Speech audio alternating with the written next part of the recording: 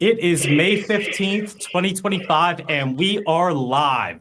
Welcome to Off the Record with Brian Hart. I am Brian Hart.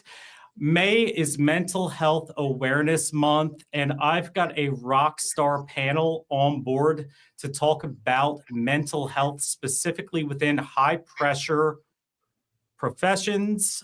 We've got a lot of people with PR backgrounds, so we're going to lean heavily into that.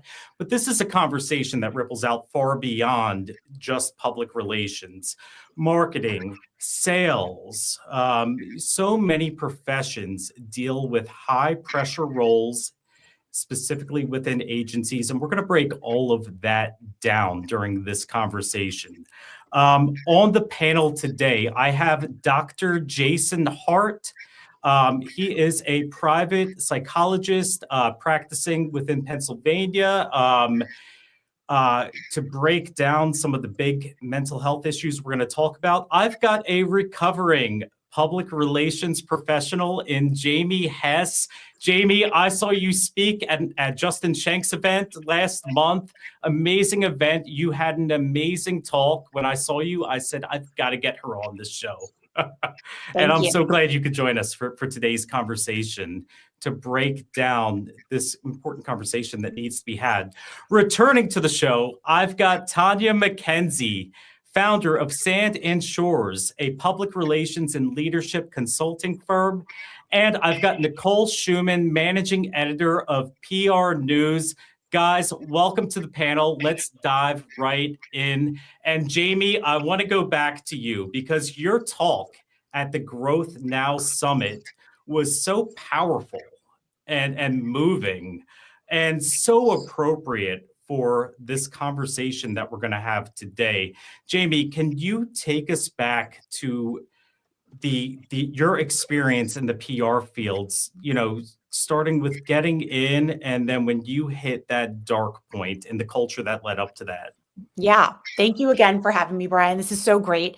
I'm very much a recovering publicist. I worked in PR from about the year 2000, maybe even a little before that. I was interning for Lizzie Grubman and Peggy Siegel. So people who are as old as me know who those people are. While I was at NYU. Prior to that, though, just to take a beat back, I had a little bit of an interesting and unique upbringing. My mom is TV journalist Joan London. So I literally grew up on the set of Good Morning America. So I was very familiar with the media ecosystem and what PR was, although it was ever evolving even back then.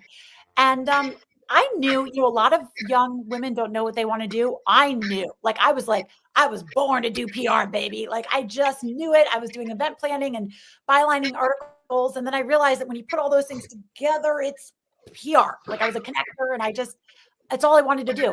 And I spit out into a job in the PR world, working for Lizzie Grubman, then Peggy Siegel, then Susan Blonde. These are some of the mavens of the PR industry.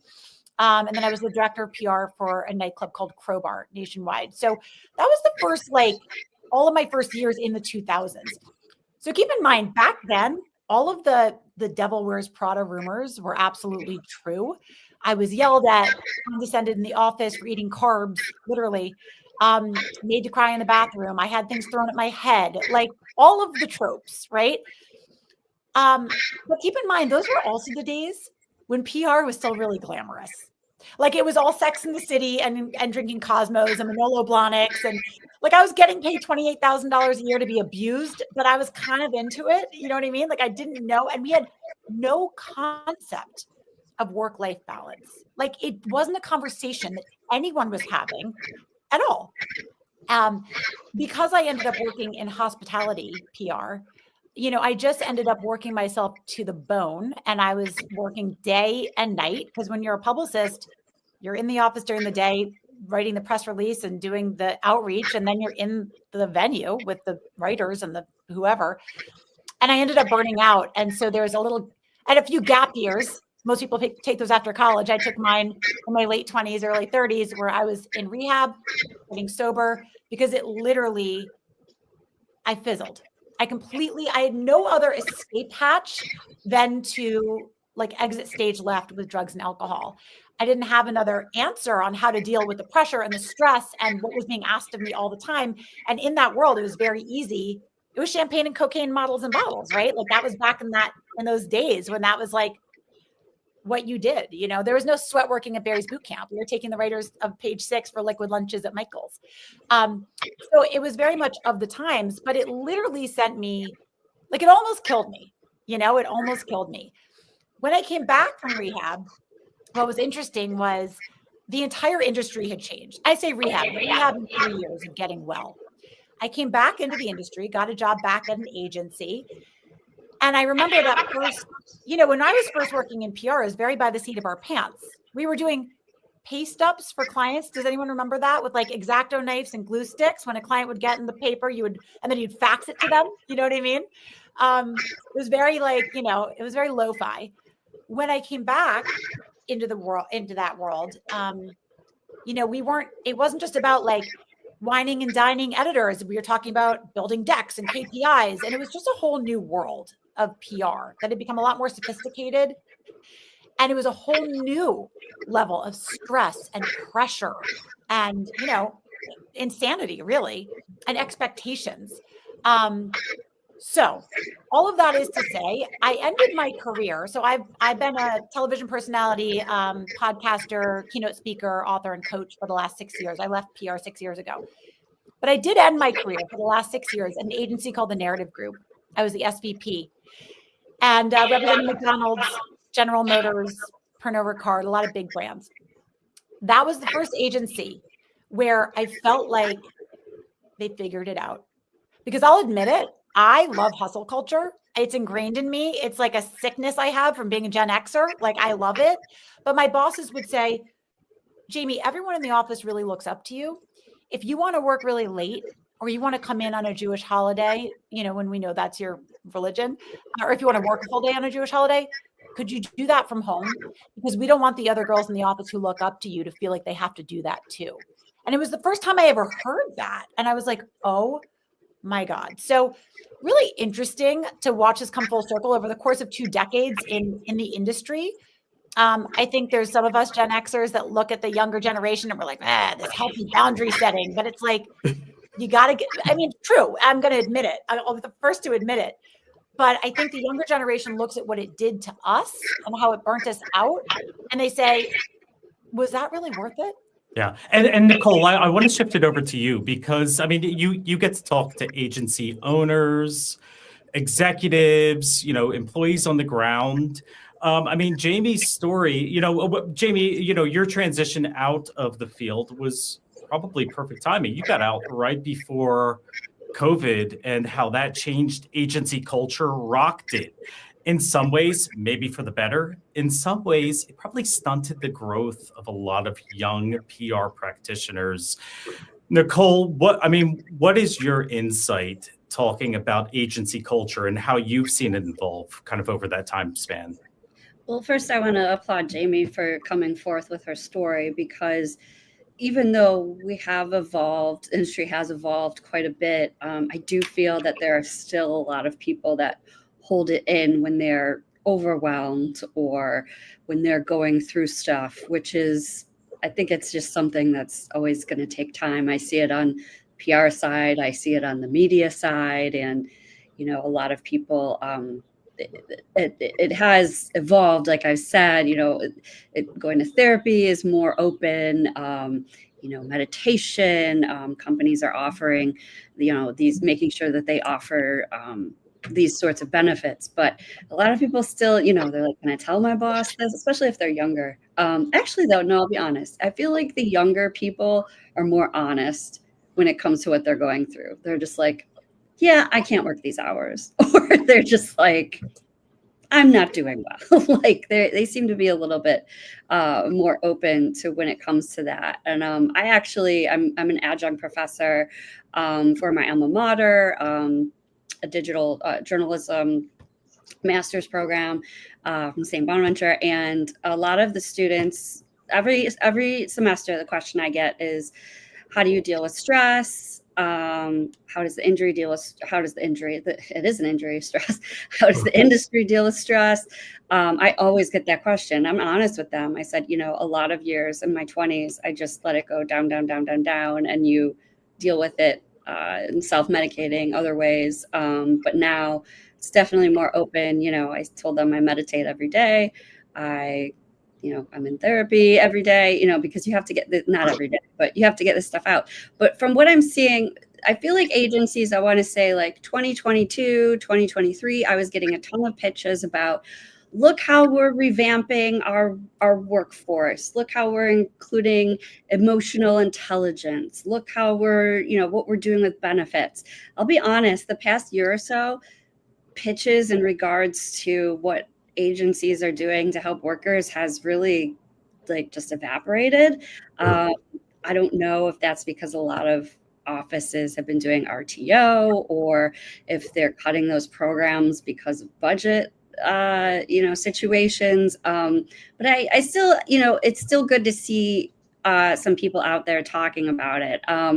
There are a couple agencies I get here and there once in a while. I'll get some news. Just most recently, I got a pitch from Rock Orange, who's down in Miami. They are one of the first agencies to implement 4-day work weeks. They're just like, we're doing it. We'll get it done. That's fine. Bospar is another agency that's fully remote, and their owner, Curtis, is very, very vocal about that, as is Perry Hedrick. If you follow him on LinkedIn with Crackle PR, he is a remote agency. He cares very much about his employees, and he's putting it out there. So what I think agencies need to look at in general is that, what kind of talent do you want? And I think this goes across all industries in general right now. Workers want flexibility because they want to make sure that, they are able to take care of themselves, take care of their families, especially after COVID and when you got used to that remote kind of workforce. So they're going to gravitate towards those agencies, towards those employers that have those, have those benefits for them. Which is something I think that the agencies need to look at in terms of sourcing and keeping talent. So, that's what I'm seeing. Like I said, I would love to hear more, get more pitches about employee wellness and how it's evolved over the past couple of years.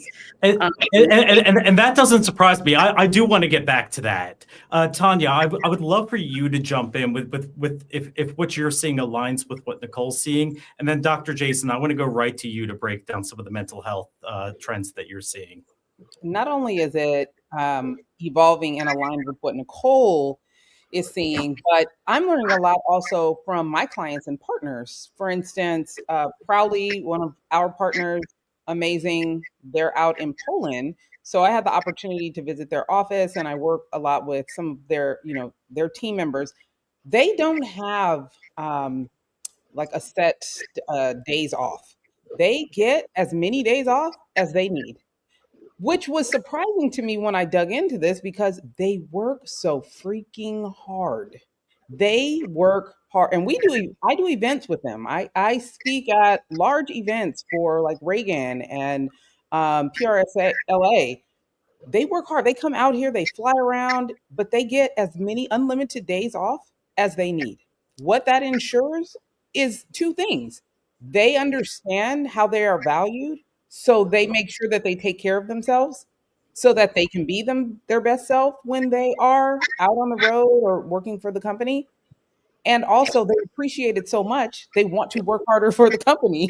So it almost feels like they're working harder than they would if they would have had just some limited days off. So seeing that in action is incredible. One of my favorite clients is a mental health expert, and she actually goes into high pressure agencies and builds a mental health unit for them. In the music industry, in the marketing industry, for organizations that she has cultivated to help them understand how important it is. And with many of those case studies have found that the mental health of the employees has risen. So I learn a lot just watching the people that I work with. So there's no limit to how well we can treat people. You can't treat people too well, because innately who they are shows up. If you're a hard worker, if you're someone that's dedicated to your craft, if you are someone that has pride in your work product, you're going to do what you need to do to take care of yourself, to bring your best self, your creative mind, because a tired mind can't be creative. You're going to do what you need to do to bring your best self to work. So over and over again, it just shows that when you treat your employees well, they show their appreciation by working hard and building for your organization. But I don't know if we plan on getting into this. It's just ironic that then the Skims CEO comes out and says, mental health of the employees, that's their responsibility.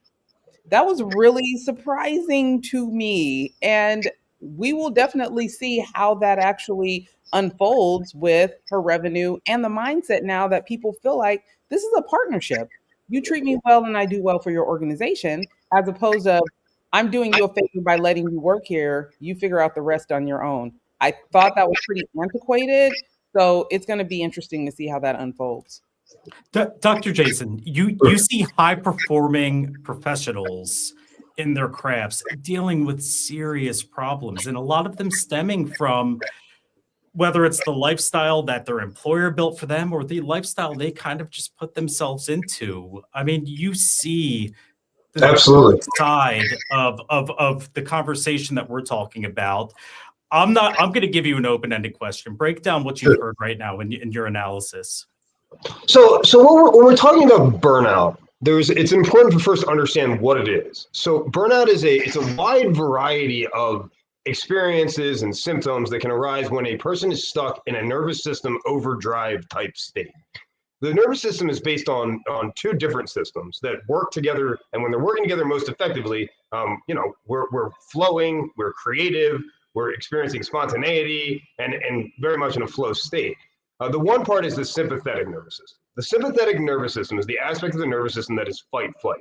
It's, when I'm in trouble, there is a danger. I need to put my body into overdrive in order to protect myself.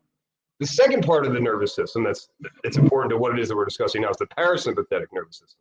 The parasympathetic nervous system is the aspect of the nervous system that allows us to rest and digest and connect socially with other people.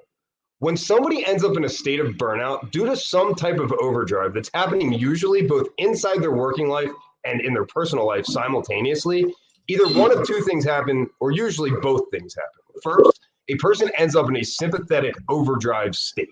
So this means I'm in fight, flight all the time. I'm really keyed up. I'm totally stressed out. And sometimes especially people in the PR industry in particular, don't even realize you're in the state. It's like, this is awesome. I'm all jacked up. I'm all in. I'm just going to keep driving and driving and driving. Exactly. This is normal. And it's even fun and desirable. And other people are reinforcing this type of behavior because everybody's winning. And look how inspired the guy is. So we're deceived on some level, we're deceiving ourselves into getting into this sympathetic overdrive state. Secondarily is the parasympathetic system, which is this rest and digest state. That is what we really need to be in most of the time in order to function effectively from an autonomic standpoint, meaning like breathing, heart rate, being able to think straight, being able to sleep, being able to connect with other people effectively. That's the state we usually need to be in, but you don't feel the same level of intensity in it. And it's harder to, one, assess threats and make fast decisions within that state, which is why people end up in a sympathetic overdriven state. If the sympathetic nervous system runs into overdrive, oftentimes the parasympathetic nervous system will collapse. So what also ends up happening is we can't access the state that allows us to recover and be able to get out of the sympathetically driven state. The way that we've discussed on this panel already, that Jamie and Nicole both identified, is we need to do certain practices to activate the parasympathetic system. That's stuff like yoga, that's meditation, that's connecting with our loved ones, psychotherapy, all time in nature. All those types of things will allow us to get out of the sympathetic state and back into the parasympathetic. But if we're prioritizing a sympathetic fight-flight achievement-based standpoint all the time, we're going to lose access to the ability to unwind and heal. And then what ends up happening is we end up compensating, oftentimes through the use of substances, sometimes even in just intense exercise, to try to get ourselves to relax, which just reinforces the whole problem. So that's the basis for the way that I understand burnout. And then from that sympathetic overdrive and parasympathetic collapse, you can end up with a bunch of problematic psychological states. Mania, which is manic depression as we understand it, like you're just so jacked up, sometimes believing things that are delusional. Hypomania, which is a less intense version of that, where you're extremely goal-oriented and trying to get things done and inspired, but you're not sleeping. And this is the state that many people that are high-functioning professionals end up in prior to bottoming out this way. And then people can develop obsessive compulsive disorder, all sorts of different issues, chronic pain, hypochondriasis, you're concerned about your heart, your health, and what's going on with me, panic attacks. And every single one of those syndromes that can arise can also be decreased in its intensity by specific psychotherapeutic techniques in psychotherapy. But the only way to figure out what your diagnosis is, what your problem is, and ways of fixing it, if you're not just going to go on Google and terrify yourself, is to sit down with a professional, an expert who can understand these things and has seen them before. So I think the primary recommendation for people who first are in a burnout state and need help is to begin psychotherapy with a licensed professional, psychologist, social worker, master's level therapist, whomever.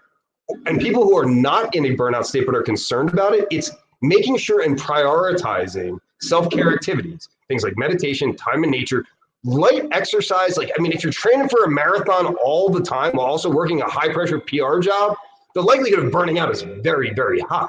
But like going for a jog or for a walk in the park and making that part of your priorities and blocking it into your schedule is going to decrease your likelihood of ending up in a dangerous mental state or nervous system driven burnout type state. And Jason, I want to come back to you briefly before we go back around the panel.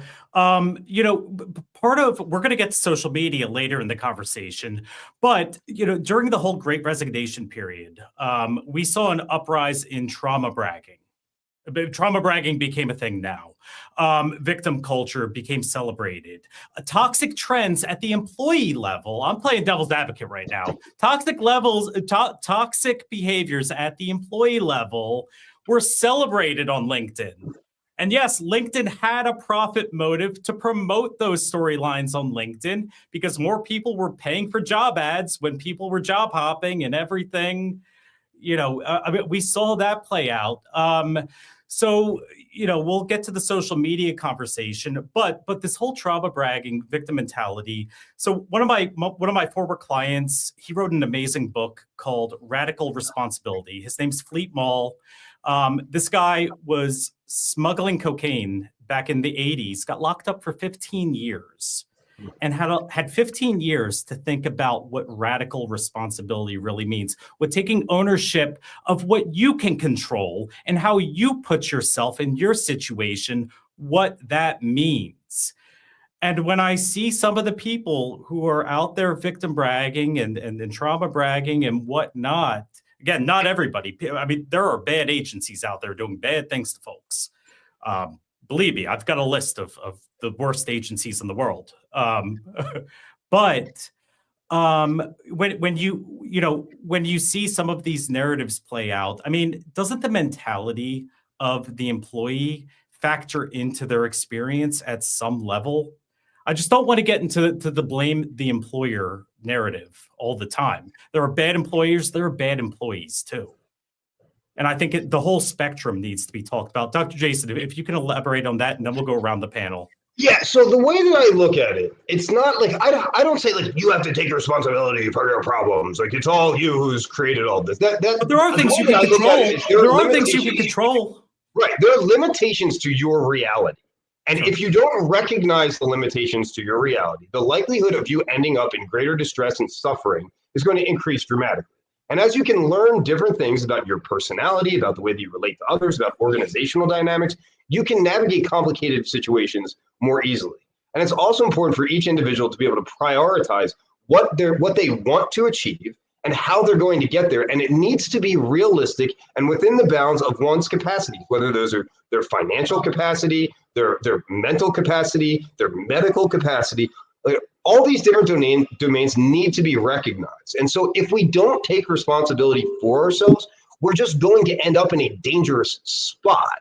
And it's not that there aren't majorly problematic organizational dynamics. I see it all the time. I help people navigate them constantly. And it very often is the case that a person is in an abusive or toxic environment that they also need to navigate, either find their way out of or figure out how to protect themselves within it. And there are specific strategies and ways that we communicate to others or not communicate to others at times, establish limits and boundaries with other people that can protect us even in toxic environments. Do I recommend that people should stay in them? Absolutely not. Figure out how to get out. But oftentimes you can't get out. I mean, right now we're dealing with a white collar job shortage. It's pretty dramatic. There are a lot of people who are out of work. If you're in a white collar position, you probably want to keep it now rather than leave the job market, unless you want to go into a completely different field altogether, which can make sense and be totally viable for many people. But if you have to stay in your job and it's in a high pressure, high stress situation, you need to be making decisions like decreasing use of substances, making sure that you spend one day a week maybe not doing much at all, just like a down day where you might just be jogging and chilling out and not even getting yourself involved in anything hyper social.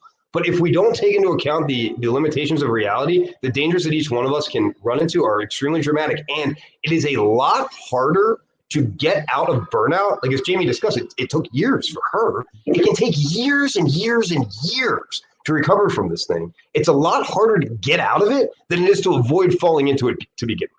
And Jamie, you're somebody who did take control. I mean, you had that moment where you knew you had to take control. It was out of control in your situation, and you stepped in. You took personal actions to take control. Can you elaborate on that, just in the context of this conversation?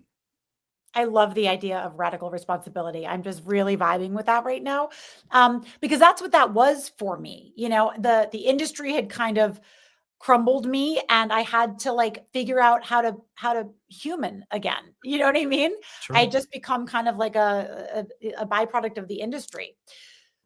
Some of the things that you learn foundationally in 12-step recovery are like very, very good.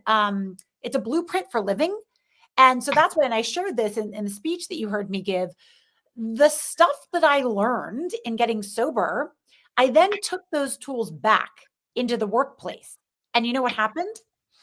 In taking that time for myself to get very much down to the base level of like human existence, learning like integrity and discipline and structure and being of service and all of the no victim mentality, taking accountability, radical responsibility, all of that.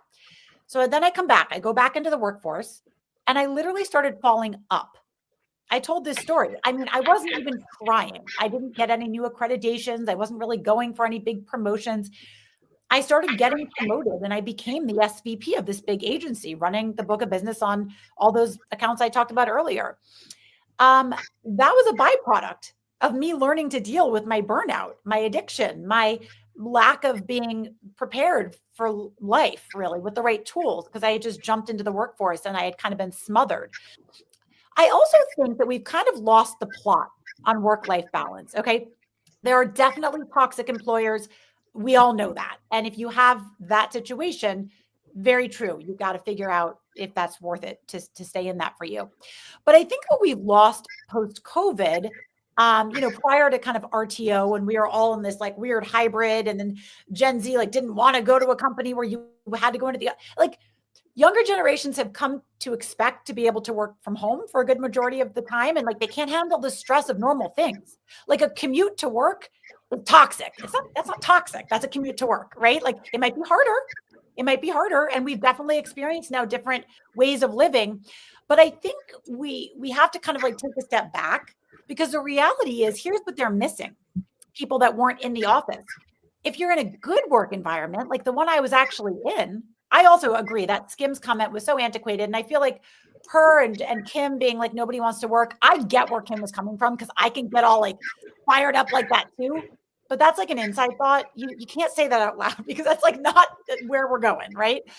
So here's what I think. I learned as much from traveling with my boss, my great boss, Jackie Brockman, who is the co-founder of a women-led agency that ended up getting acquired by Citizen. It was a huge acquisition, and they just did a great job building this boutique agency into this company that got acquired, and now they're called We Are Social. Great agency.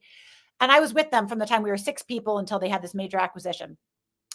I learned as much from following her through an airport, right? On business travel. We were traveling every week for McDonald's. We threw all of their activations. We did their celebrity, experiential, and influencer.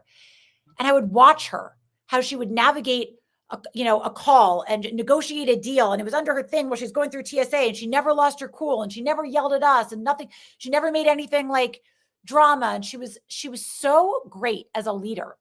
I learned as much from watching her do that in those kind of, outside moments as I did in the boardroom, right? The boardroom.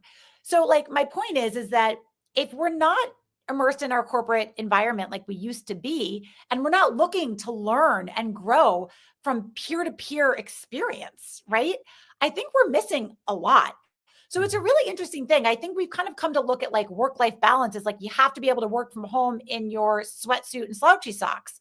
But I think that I actually think mental health is waning because of that. I don't think that people, we all thought, man, if I just had those hours that I commuted back, I would get fit. I would do this. I would pick up 7 hobbies. You didn't, Susan. Like we all gained weight during COVID, like nothing got better, right? So that actually wasn't the problem. And I think that with a lack of structure and a lack of maybe some of the good principles that we could implement, if we do have a good mental wellness program in the corporate environment, or you work at a smaller firm and you just have bosses that value that, I think there can be a lot that can be contributed to the employee experience through a positive work environment and being around other humans also, and team build, not just team building, but working in teams, that are on site and eyeball to eyeball. And Nicole, how are you seeing? I want to pivot the conversation a little bit and talk about some of the positives we are seeing within public relations, but creative agencies abroad, and just these high pressure work environments that encompass a lot of this conversation. Nicole, what are you seeing going right now? What's working? What the most successful agencies, what are they doing to address mental health? I think as Tonya was saying, when your employees are, in a better state of mind, they're creating better work, obviously. So, and I'm not saying, an agency that has policies is creating better work than an agency that doesn't.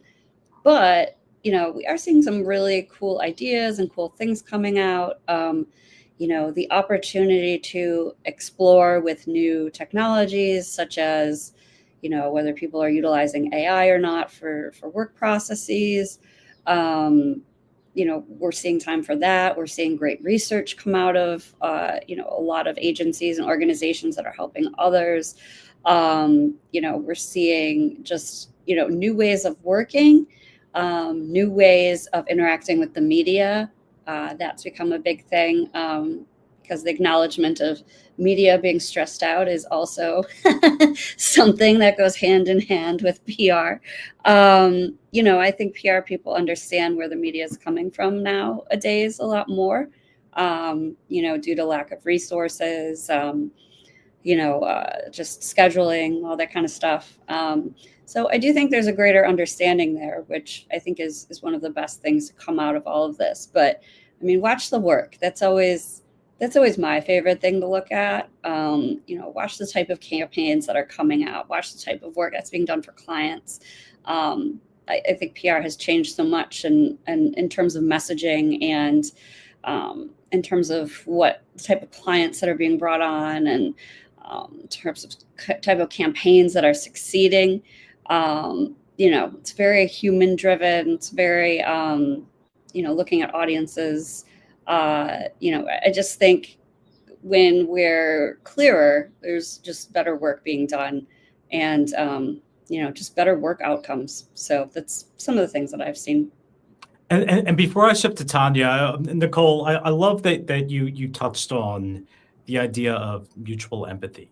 When you're a PR practitioner, it's so easy to get just in your own, to get that main character syndrome that we hear about all the time now, where you're just thinking about yourself, all the pressures that you have and whatnot. Guess what? That journalist on the other side of your email or phone call or whatever, they're under similar pressures. All right. Can we just connect as humans and understand where each other are? I think that's how the best PR practitioners operate. When they understand not just their own pressures, but the pressures of their journalist counterparts, their employer.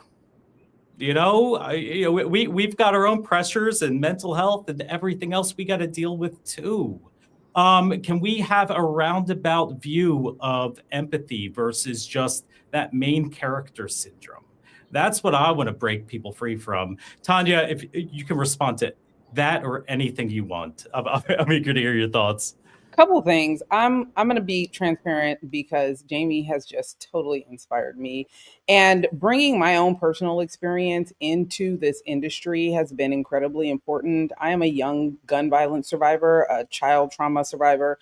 So coming out on the other side of it, there's some very important things that I always bring with me. And one of them is that woundology is a deal breaker. We are not about to sit around and see who has the worst trauma or drama, because that's all very subjective. So it's not, when we're talking about, which is so funny, this whole trauma bragging, it's not about who has the worst trauma, because it's relative to you.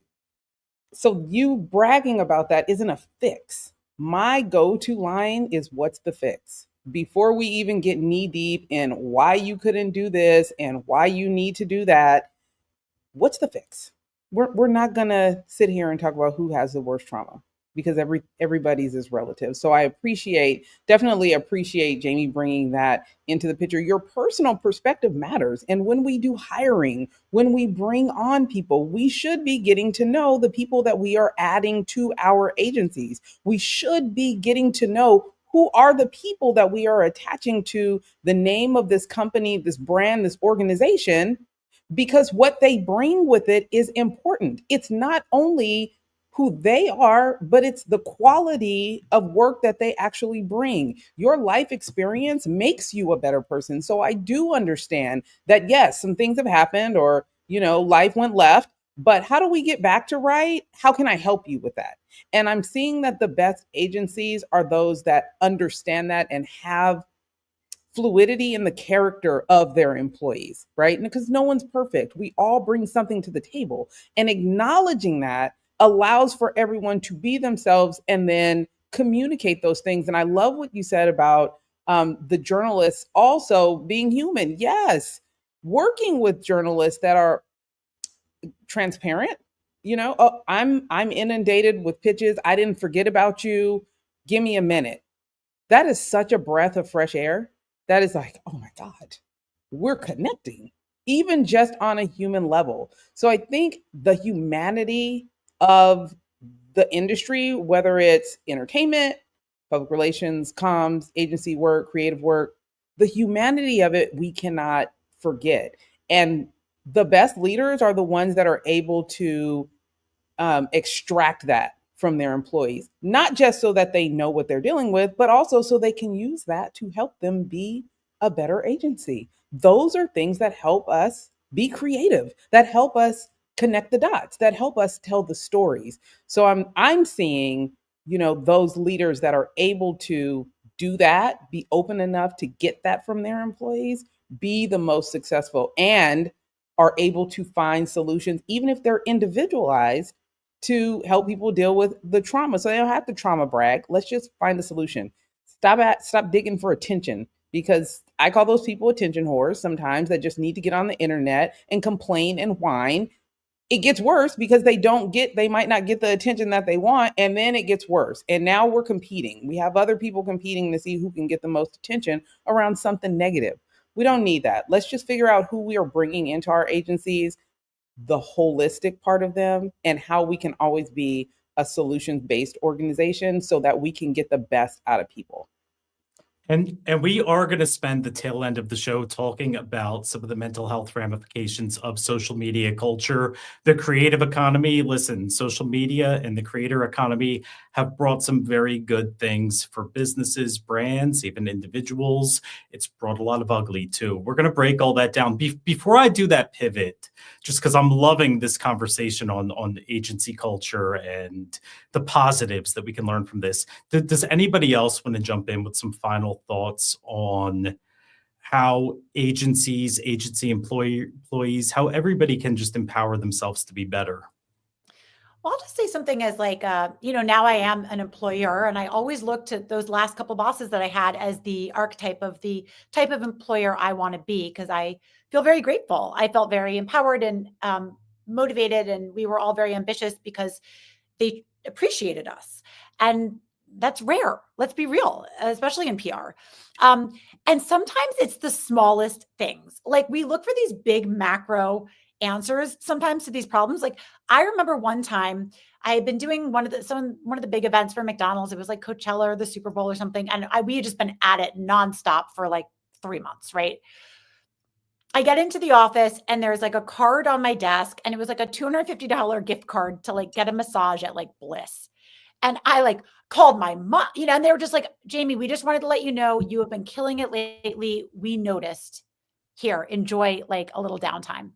And I called my mom and she was like, they're so friggin' smart. She goes, what did that cost them? $250? And you're never going to leave there because you feel appreciated. Employers tend to only call you into the office when you mess up, when something's wrong, when the client's unhappy, when the bottom line's not being met.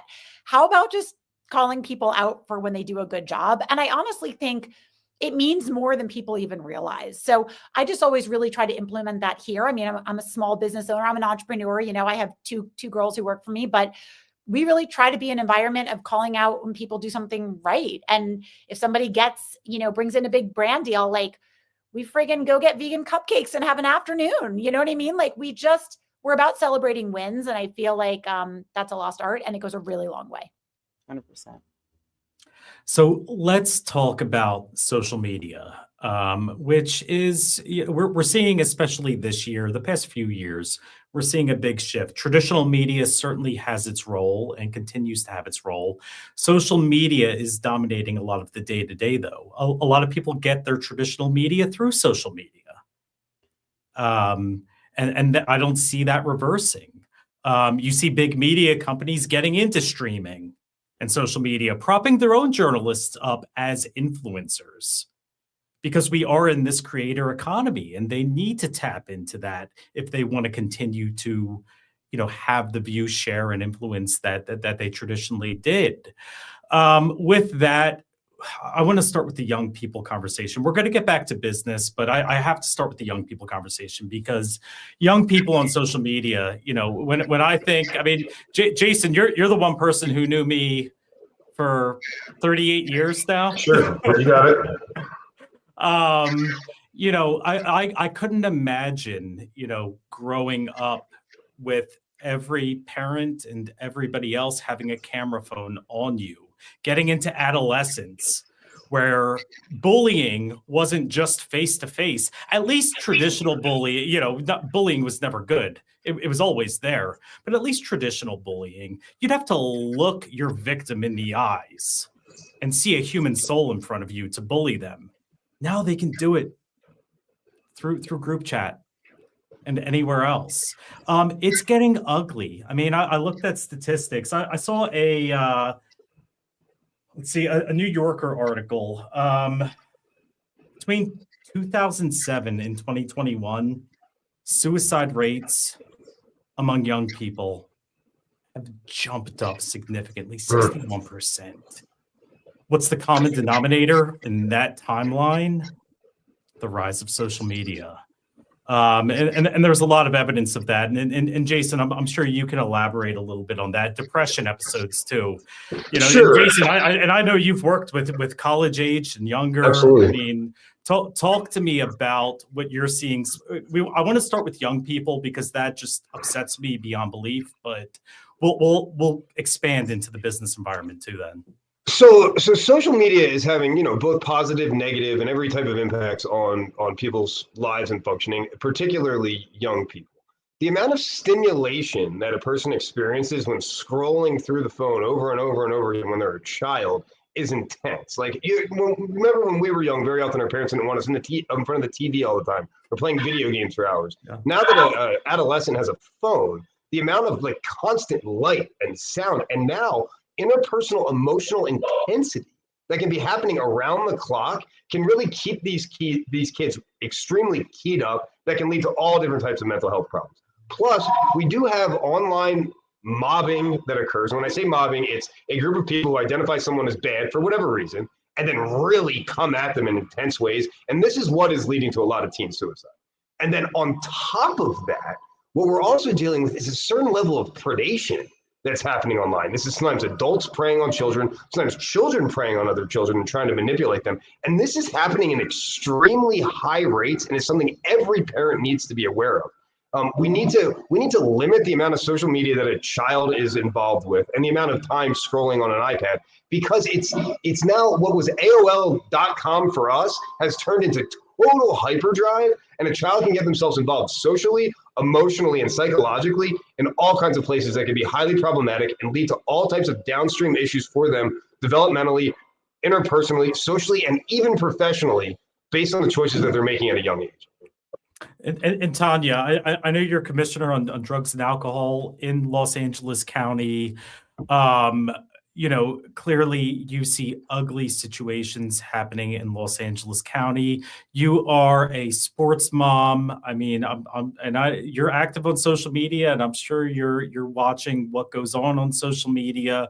What are you seeing? The unfortunate thing I'm seeing is parents taking a back seat, and that's never okay. We talked about COVID a little earlier, and that was a moment where a lot of people got to realize they either don't like or don't trust who they're raising, right? Because it's right in your face.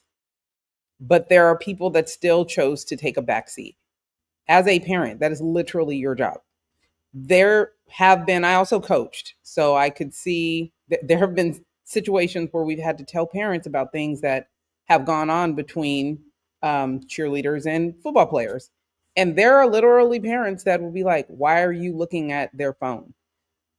That is their freedom, their privacy. And I'm like, do you not understand? So I think there's a lack of responsibility taking place in this generation.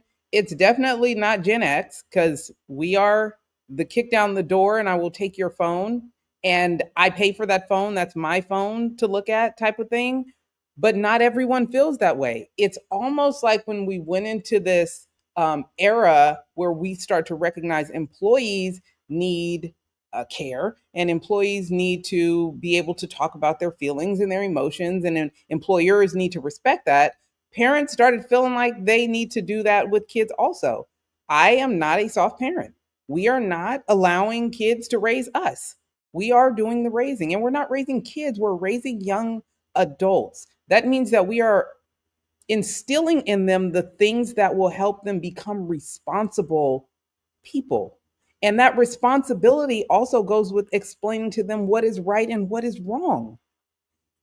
There have been kids now, especially depending on where you live, the laws have changed. So you can't just leave it up to them to decide what's right and what's wrong when there are actual laws that define what they can and cannot see and pass along to their friends.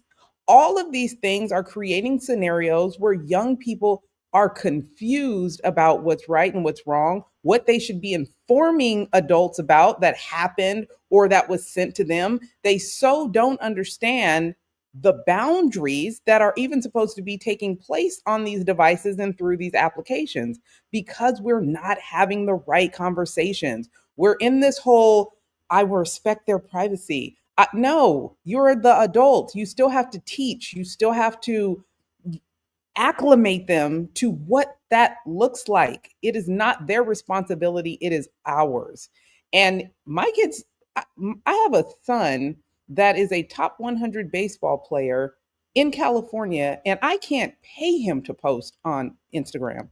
He's so over me and my tutelage. He's just like, he don't want no NIL deals, none of that. He does not even want to be bothered. He just wants to play sports and plays video games. But even that, with video games, they're having conversations with people that they've never met.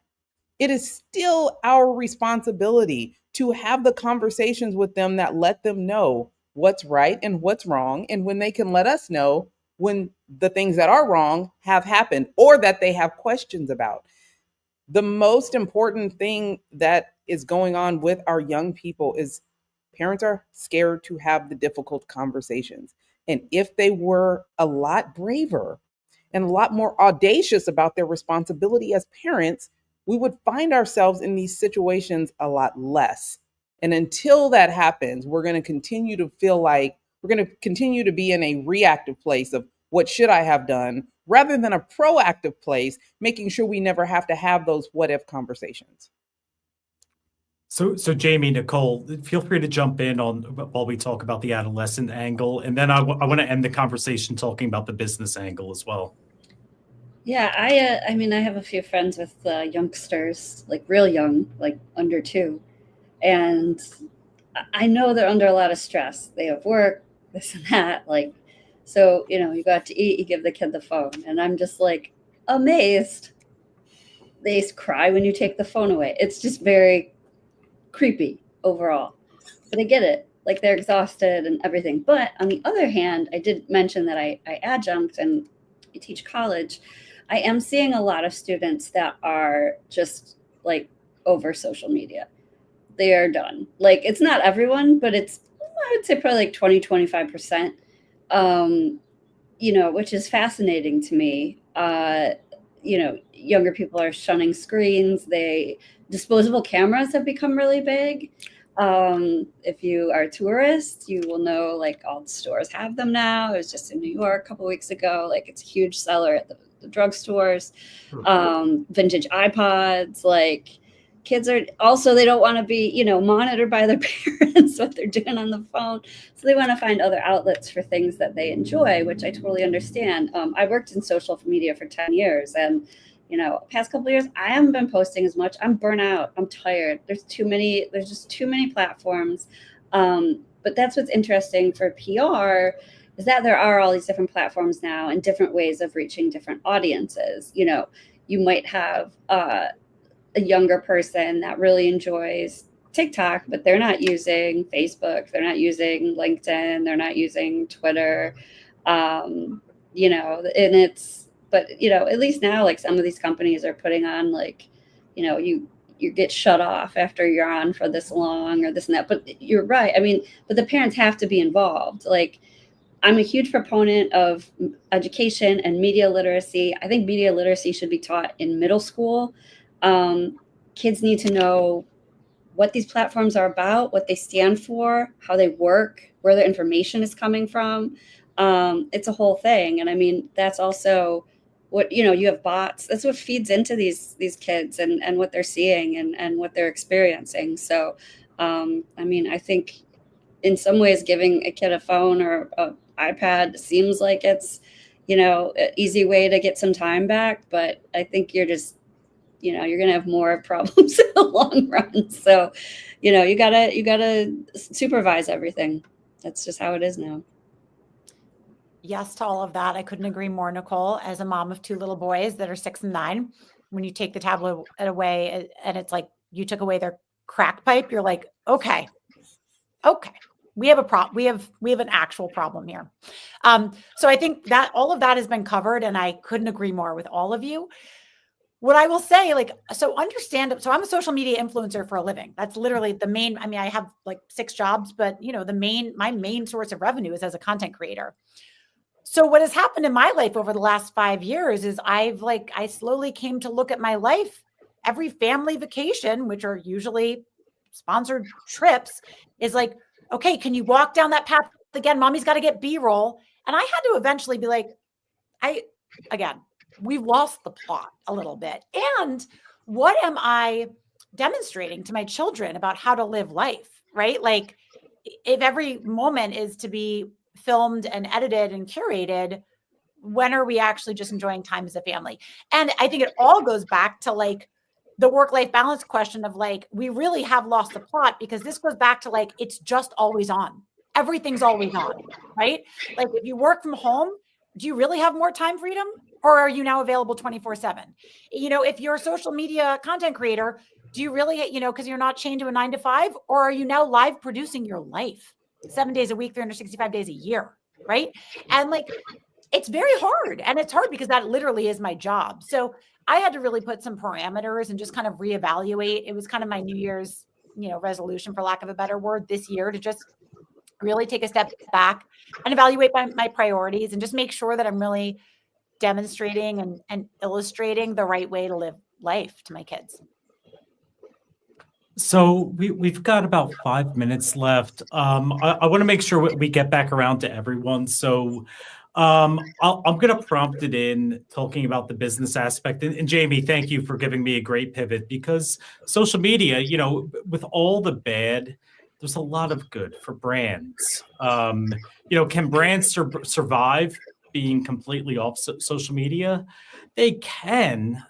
Not a lot of them can right now, because again, that's how a lot of people are getting their media, whether it's directly through social or getting traditional media through social media posts and their networks. Certainly my brand. I've never made a cold call.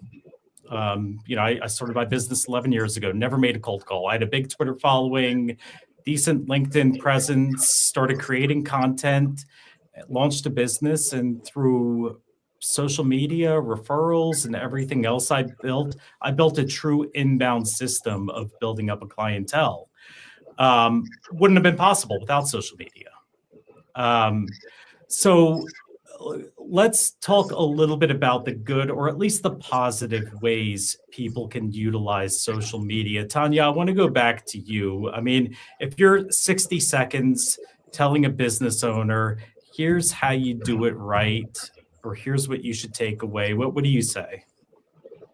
For the most part, I tell them to know who your audience is, find out where they are, and that's where you should spend most of your time. I have found it quite interesting when brands are really trying to get you to know, like, and trust them. They go to places that are trustworthy. So I see a lot migrating over to Substack now. So now there are brands that want to show why they are the leader in their industry, or show thought leadership in some of the employees and leadership of their organization.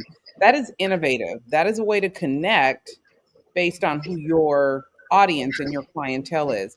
There's way too many platforms to try to be on every platform, but you should definitely find the 1, 2, or 3 where your audience spends a lot of their time, and that you will get the best ROI. That's what I tell them. That's where we start. And Nicole, what are you seeing, especially in the agency landscape? How are agencies doing social the right way? I mean, everybody's talking about fragmentation of social media. Tanya's totally right about finding your audience and kind of following them there, if it works for you.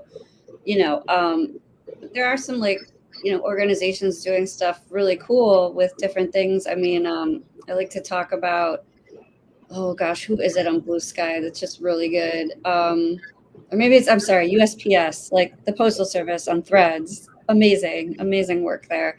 And they have a different tone than they do on, some of the other social media things, but it works for them. They've worked hard at it. One of the things that I saw today that's pretty interesting, it came out this week from Pew. They just released, and I'll send you the link, Brian, if you want to include it all in the comments. We just released a new study, What is News to Americans and What Isn't? It just came out today. And a lot of it talks about trust and information, where your information is coming from. And a lot of it does talk about social media and posts, and whether or not Americans see a post as news or whether they don't, or, depending who it's coming from. It's really interesting. I think PR people should read it. I have nothing to do with the study. This is just something that I've found great interest in. I think when it comes to social media, that's something that needs to be looked at, because we are looking at social media influencers now. We're looking at the different, as you're saying, reporters are becoming their own influencers due to Substack and things like that, which is totally fine. As long as they're, doing the work right. But there is a serious lack of trust in media institutions right now and in media in general. And that's something that I think will also, it also is a concern for the PR industry, depending where they're putting their information and how they're doing it. I don't know if that answers your question, but no, absolutely. And Jason, 30 seconds. Any final thoughts? Yeah, I mean, the individual can protect themselves from problems that in the use of social media. And you can also use social media to benefit your mental health. I mean, there are these algorithms that are picking up what we're interested in, what we like. So what we need to do is to be conscious of what we're consuming. In the same way that we should be conscious of what we're consuming, what we eat, how much exercise we're getting, where we live. We're also consuming content all the time. And this becomes the substance of our subconscious mind. This becomes the basis of our dreams. This becomes the basis of our natural and spontaneous reactions to things. Be sure about what it is that you're putting into your mind in order to protect yourself from problems moving forward, and also in order to preserve your integrity and to allow you to continue to thrive and become the best version of yourself. Jason Hart, Jamie Hess, Tonya McKenzie, Nicole Schuman, thank you guys so much for this lively conversation. Thank you to everybody who tuned in. Be sure to tune in next month. I've got a Philly special episode next month. I've got, hopefully, booking allowed, I've got DNC chair or co-chair Malcolm Kenyatta joining us. I've got Philly Tribune writer Marco Serino, and I've got Philly op-ed columnist Christine Flowers. We're going to talk Philly budget, all things Philly budget and business. Be sure to tune in. Thank everybody so much. And I know the five of us are going to continue this offline here in a second. Thanks, guys.